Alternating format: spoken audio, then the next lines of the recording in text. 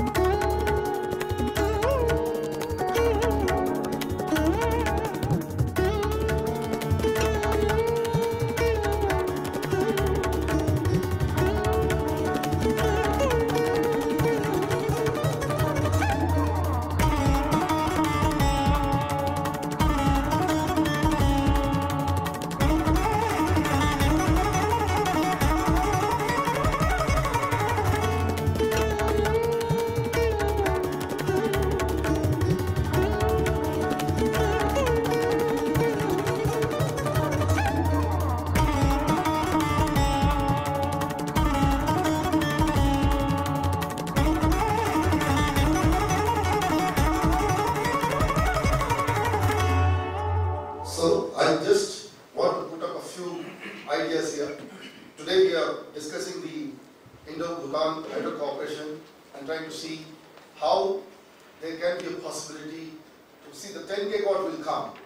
But the potential is, when I was discussing with Kazanji, is roughly 24.3 or 24.6 approximately. Total is about roughly that, about 25 gigawatt.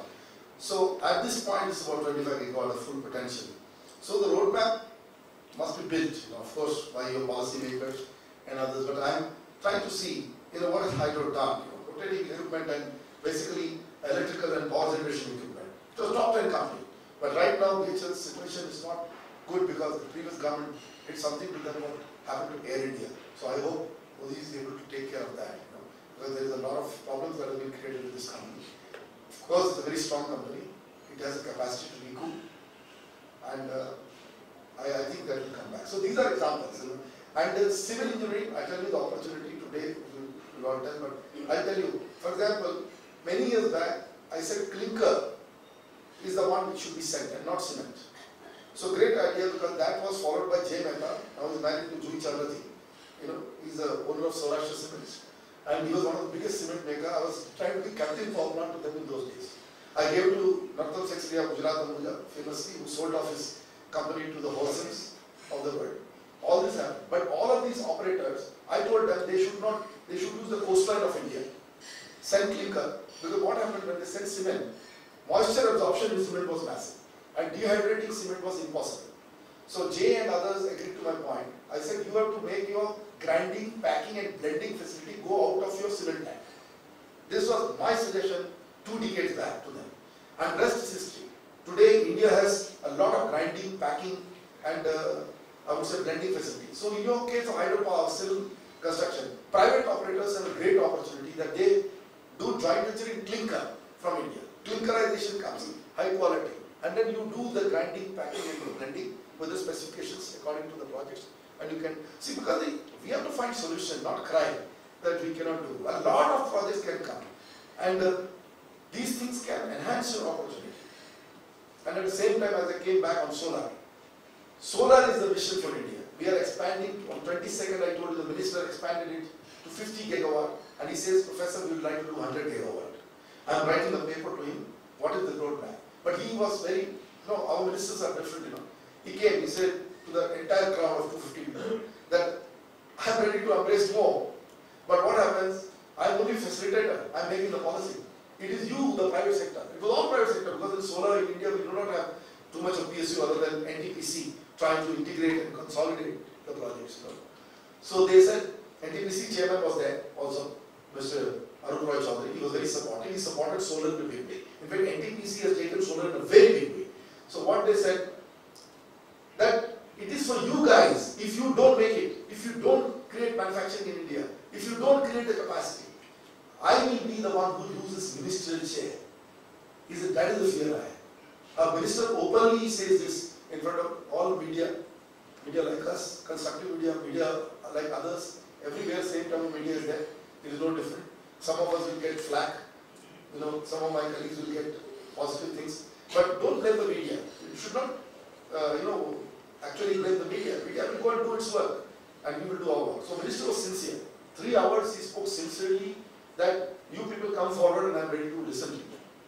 And minister was the last man to speak on that day, because he got everybody to speak. He says, no, even if I don't get to speak, it's okay. So that is the kind of shift that has happened within the economy, the transparency. And with this new India, 100% opportunity for SAARC, because Modi ji is in love with SAARC. And when he says SAARC, he first sent the clear message by coming to Bhutan first. So I think today we should give a big hand to our Prime Minister also for doing that, because he first came to Bhutan and no other time.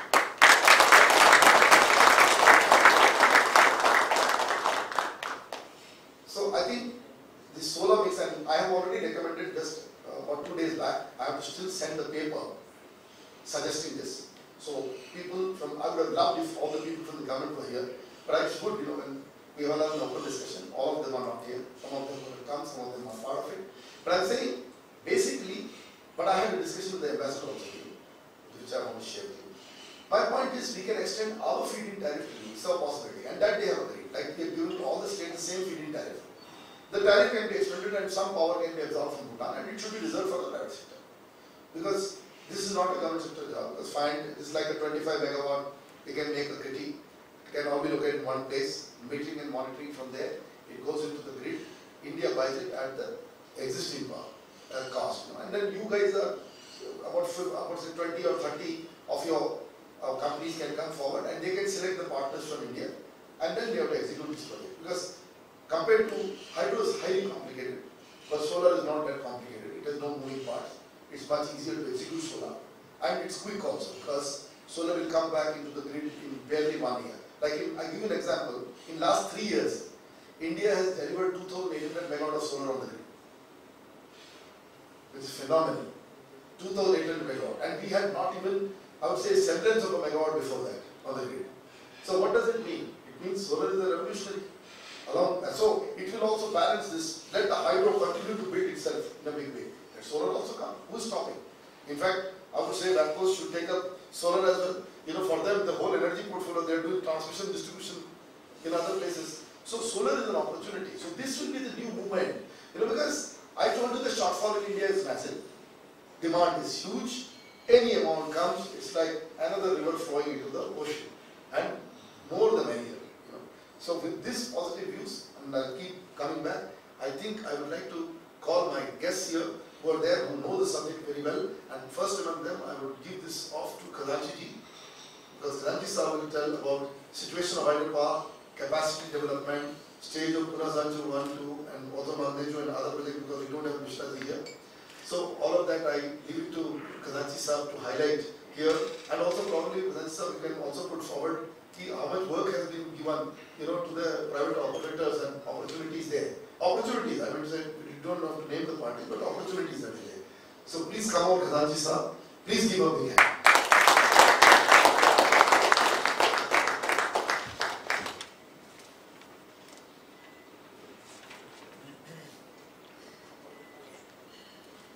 Good morning, ladies and gentlemen. All of us should be highly thankful to Professor Iyer for having organized this meet,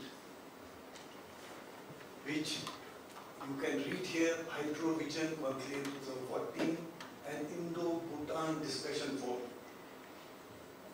He has opened the discussion in the right mood and in the right direction. When it comes to me, a person who has been in hydropower business for last 5 decades, in fact 51 years I have completed, it becomes something like a person who didn't know counting, and he wanted to pay 11 neutrons to somebody, and 11 will come to somebody else, 2 of them. He didn't know what would make the total of 11 and 11. This man goes to a baker and asks that baker, what is 11 plus 11? I want to pay these 2 people. You know, they replied, 22 cakes. This fellow asked for what is 11 plus 11. Baker's reply is 11 plus 11 is 22 cakes. That is exactly my temperament and my approach in life. I started with something, I'm going to end with that. Baker calling 11 plus 11 is 22 cakes.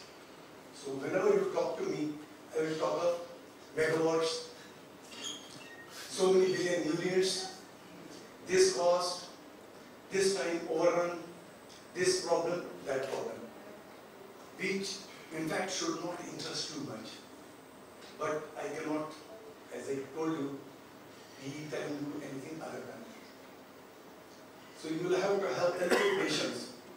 I last night tried to jot down the situation as on 26th of August. We have the population clock continuously. It has changed since yesterday. 7.12 billion population on 26th of August 2014. And 1/6 of that are in my country.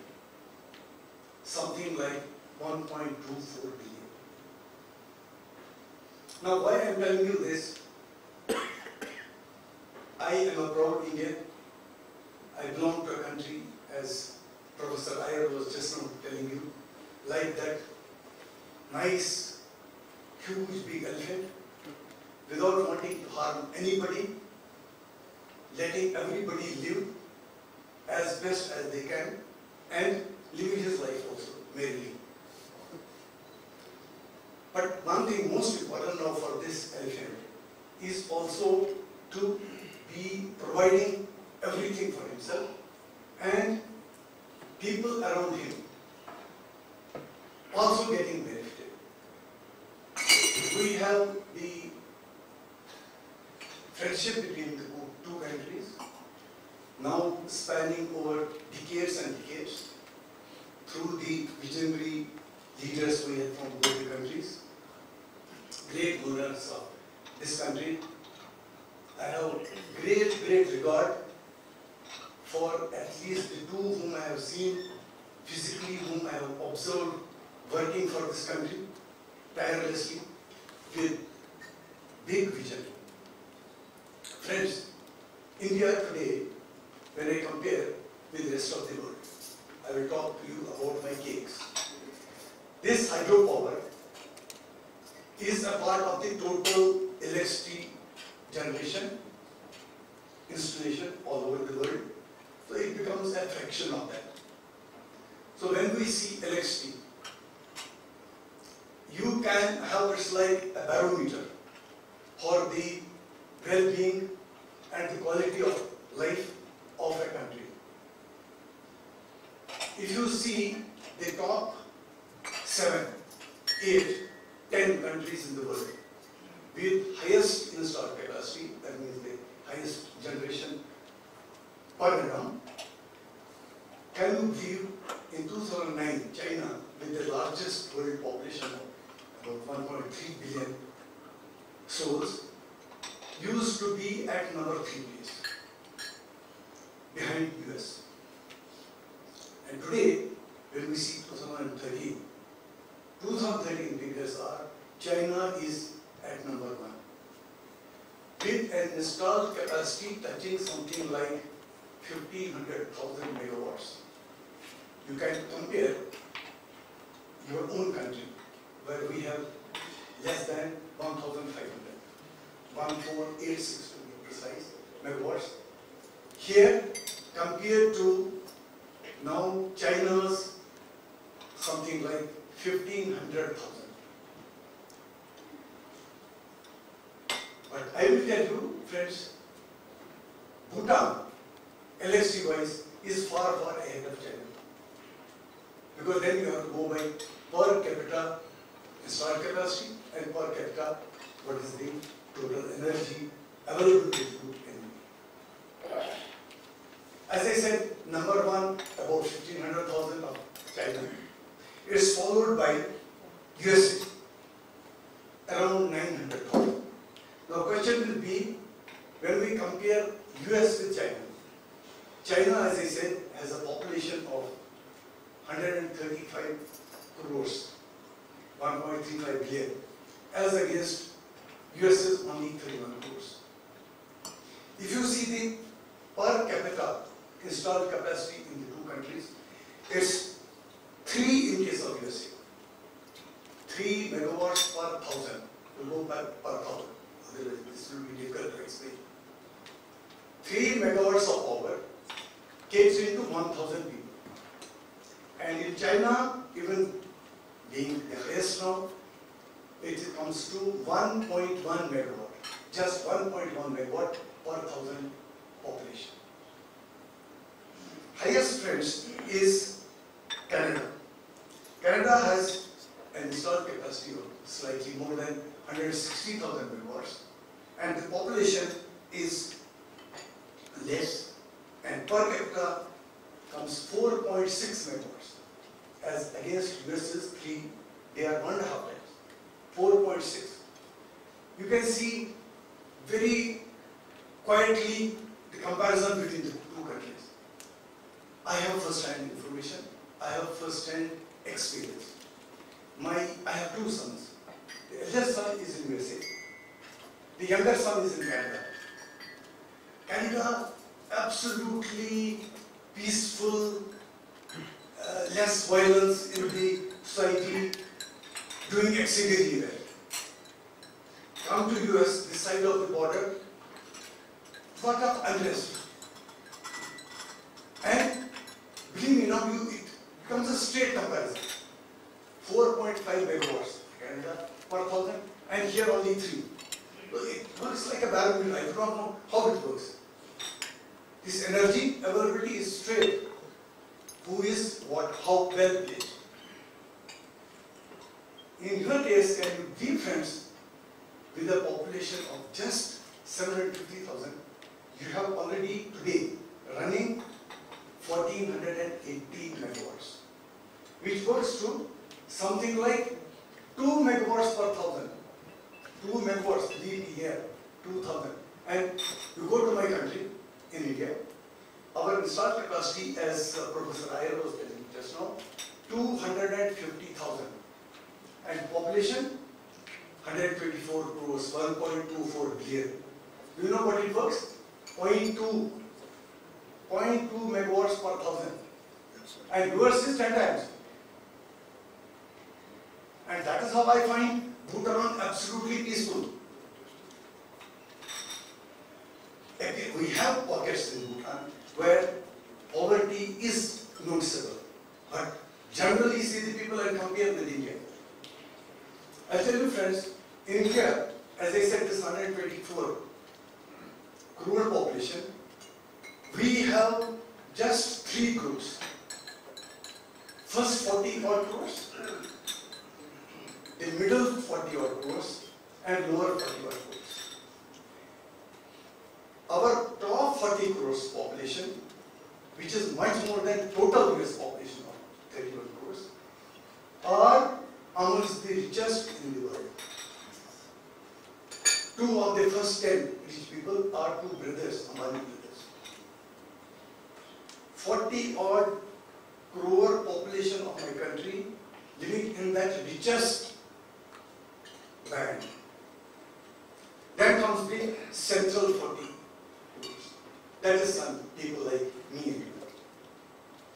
Then, in the same country, that bottom 40, living below poverty line. See the difference. They do not have a shelter in the evening. They may not have assured 2-time meals. That's the type of situation in our country. And that's also here in Bhutan. Your 1/3 population is is not amongst the richest, if you compare anywhere. Central one-third, yes. Bottom one-third is not comparable to what I said one-third in my country. They are much, much above that. You may have maybe few percent, 5%, 7%, like that. What I want to tell you is the same barometer. 0.2 megawatts per thousand in my country and 2 megawatts here. I will talk to you about your future. As Professor Iyer was telling you, we are not only talking of hydrovision. Discussion is with hydro, what else can come up? How fast and how well?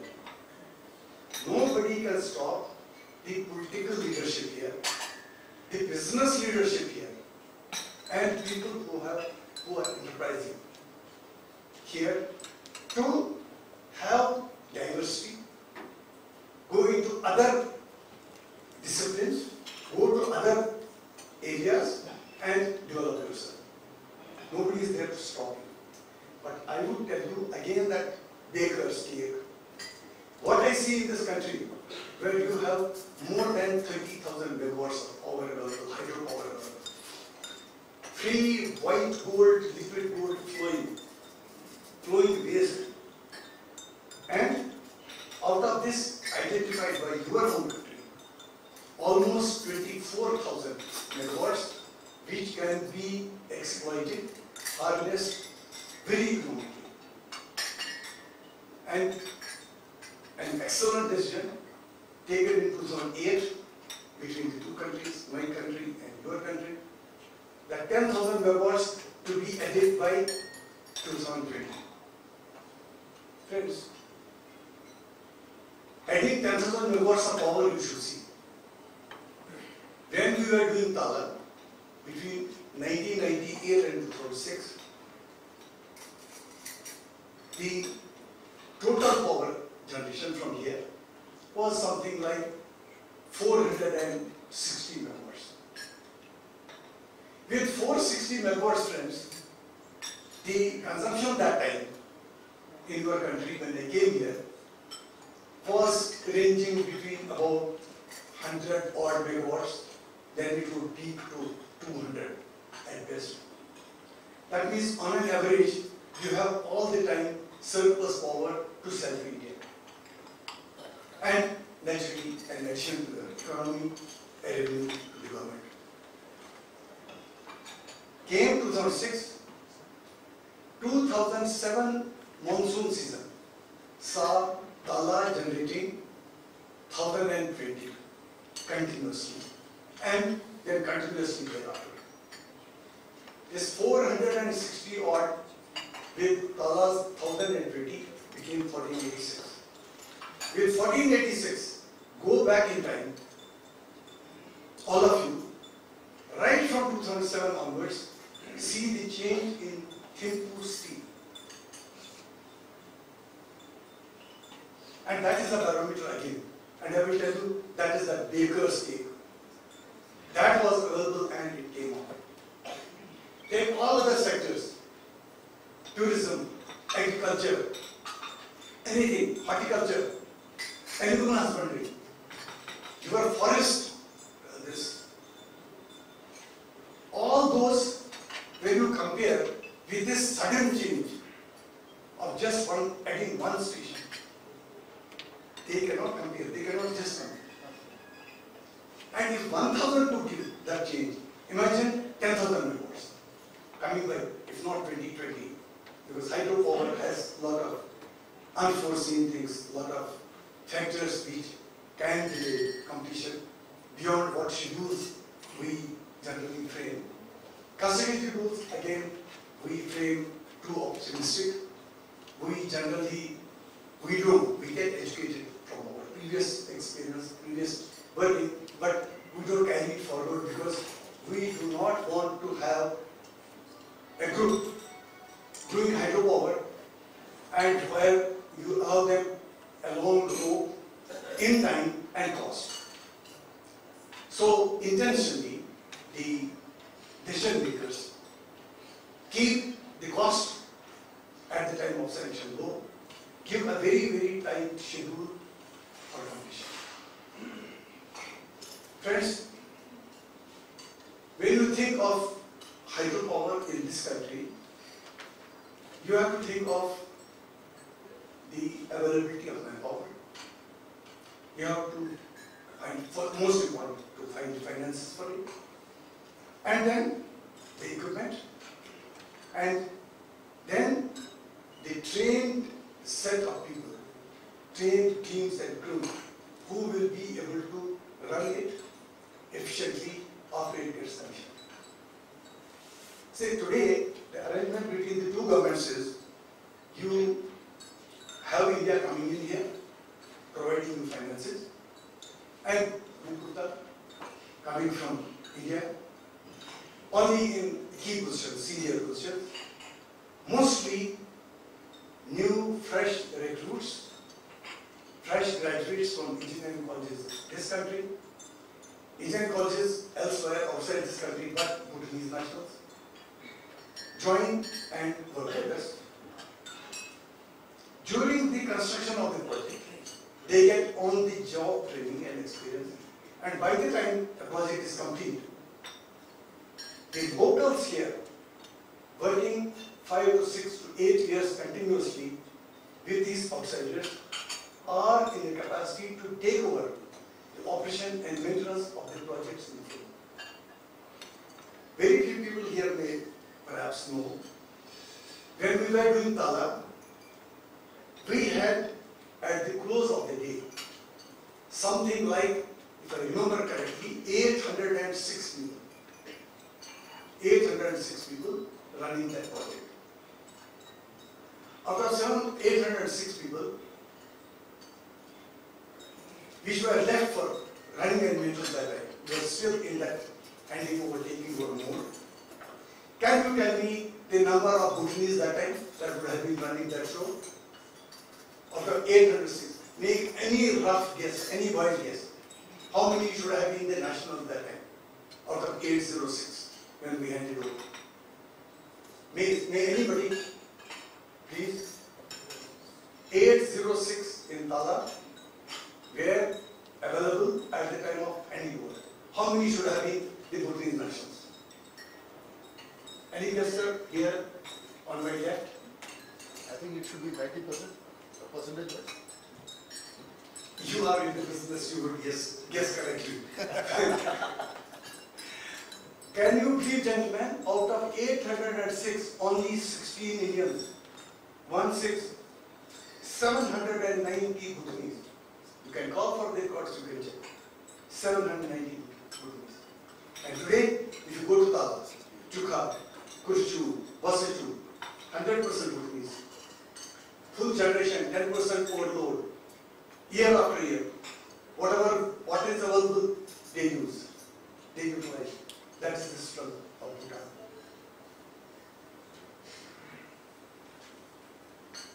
Again now, that elephant, you got to trust that elephant. Trust the elephant and you will see. You will believe me prosper. You will go, you have to think of, you will go in that top 33% bracket of Indians. And most of you, it will be 66% of this country going to that top 33 onwards. Will be comparable. Friends, something very, very important which I want to tell, especially the youth here. You may have observed last year, even year before last, lot of cry about the cost and time overrun of hydroelectric projects, especially the ones which are doing now. We have, friends, under this 10,000 megawatts initiative taken between the two governments, we started Pune-Samchur-Bani. It has a capacity of 1200 megawatts, about 20% more than Tala. And that was the first in 10,000 megawatts, came second and third. 1020 megawatts of Pune-Samchur 2 in this same river basin, downstream of one. And in the next basin, we have Mandi 2, 720 megawatts. Now friends, after doing Tala, after seeing Tala constructed in a comparatively very good time frame of almost 8 years of active construction, 1998 to 2006. People in Bhutan have the general, who are associated with it, have that general impression that hydropower, like 1000, 1200, is something like a child's play. Believe me, friends, all of us who are in this business, I have my colleague, Mr. Watle here on the left, I have my colleagues in the government working, they will tell you how difficult it becomes to really do a hydropower project. Friends, you will get an idea. My own country, where we have 250,000 megawatts installed capacity, against 1486 here. Can you believe what would be the number of 1,000 and above stations in India out of this 250,000? It's just 5. 5 in government, 1 in private sector. I have the list with me. Nakta Jati, it's in Himachal Pradesh, 1,500 megawatts. It was done the time we were doing Tata.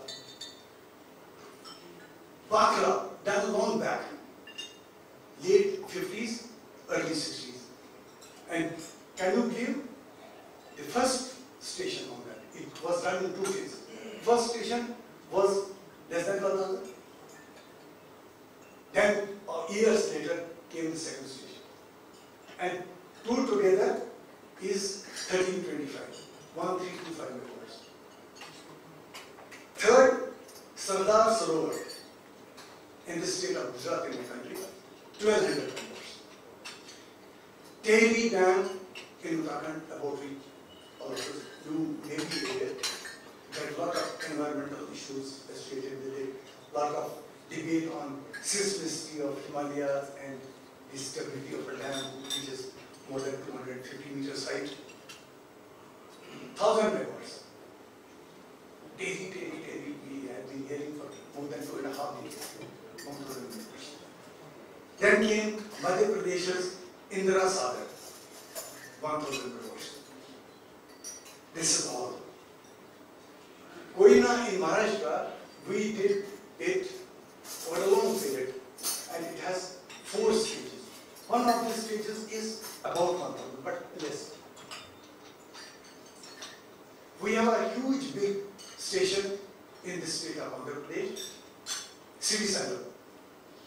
In Srisalam, 2 stages, both below 1,000 each. In private sector, one of the construction companies working with us, Jaipur State Limited, did 1,000 megawatts in Himachal Pradesh, which got commissioned somewhere in 2009 and 2010. This is the whole set. And compared against 240,000, 250,000, these 6 stations I have named. And here in 1486 we have 1 of 1,000. So when this 1020 came, everybody thinks that hydropower is very simple. Today, the organization from which I come, NHPC has less than 3,000 megawatts installed capacity today. Can you believe, friends, not a single 1,000 megawatt station? The highest capacity station we have in NHPC, that's the largest hydropower utility we have in India. Highest is 690 megawatts Salal hydroelectric project in J&K, which is lesser in capacity compared even to the third project here in 10,000 megawatts, Mamtechu, which is 720. So friends, especially for the youth here, I would like you to get conscious that what is being done by the government here in association with us in Indian government is something very big. It's not very small. Doing 1,720 stations like that is not small. Today, you are a very happy community, a very happy nation with in hand about 3,000 megawatts of hydropower under construction. one of them getting commissioned very soon, Dagaju. We are lucky that 4 more projects in joint venture with Indian public sector, with the DGPC here, coming up with again something like more than 2,000 crores. And then it will be followed by Kuri Gumri in the east, it will be followed in the Punasamtu basin by Samposh.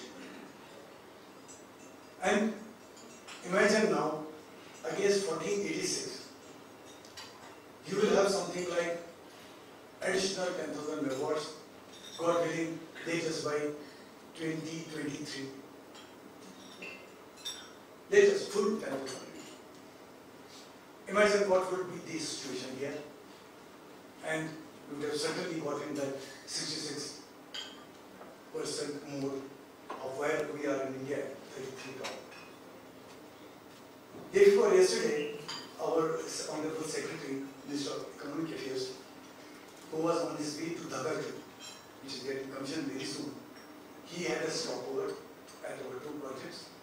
And we are talking about the first highway tunnel in the country, which was not done for transportation to reduce distance between 2 ends. No, it was a necessity for us for construction of Punasamtu 2 dam. It's a 1.5 kilometer tunnel. I do not know how many of you may have traversed through that tunnel. It's done properly, since it happened to be the first highway tunnel in the country. When he visited us yesterday, he was then thinking of that this should be for our entire highway network. I said, God willing, after 2025, you will have it wherever it's possible. Hydropower getting connected, Indo-Bhutan getting connected, and elsewhere in the country. That is the future of development in this country, and main will be that bakery shop